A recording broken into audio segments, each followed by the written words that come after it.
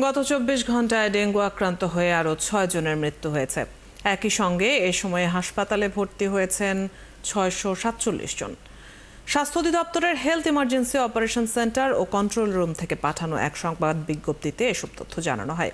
এতে বলা হয়, হাসপাতালে ভর্তি হওয়াদের মধ্যে ঢাকা সিটি কর্পোরেশনের ২৪১ জন এবং বাকিরা ঢাকা সিটির বাইরের। আরও জানাচ্ছেন সাজিদ সরকার। রাজধানী সহ সারা দেশে শিশু থেকে শুরু করে সব বয়সের মানুষই প্রতিদিনই জ্বর, কাশি আর ঠান্ডার মতো লক্ষণ নিয়ে হাসপাতালে ভর্তি হচ্ছেন। এদের মধ্যে অনেকেই মশাবাহিত রোগ ডেঙ্গু আক্রান্ত বলে জানিয়েছেন চিকিৎসকরা।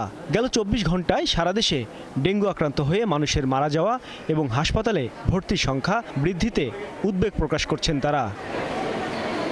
জুন থেকে সেপ্টেম্বর পর্যন্ত সারা দেশে বৃষ্টিপাতের পরিমাণ বাড়ে, ফলে মশার প্রজননের জন্য আর্দ্রতা এবং জলাবদ্ধতা থাকে বেশি, যা ডেঙ্গু মশার জন্ম দেয়। প্রতি বছর মশার প্রজনন ধ্বংস এবং লার্ভা নিধনের কার্যকারিতা নিয়ে ২ সিটি কর্পোরেশন তৎপর থাকলেও এবছর সেটি চোখে পড়ছে না। একই সাথে বৃষ্টির পরপরই অনেক জায়গায় জলাবদ্ধতা তৈরি হলেও সেসব নিয়ে তেমন একটা নড়াচড়া নেই ২ সিটি কর্পোরেশনের। নগরবাসীর অভিযোগ, কিছু কিছু এলাকায় মশা নিয়ন্ত্রণের ব্যবস্থা থাকলেও অনেক এলাকাতেই সেটি দৃশ্যমান নয়।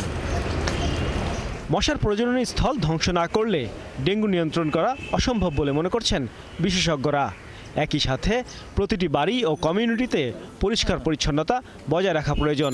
এডিস মশা নিয়ন্ত্রণে কার্যত তেমন সক্ষমতাই নেই, বিশেষত পৌরসভা এবং ইউনিয়ন পরিষদ পর্যায়ে, এবং এটা একটা কম্প্রিহেন্সিভ যে ইন্টারভেনশন দরকার সেইটা হচ্ছে না।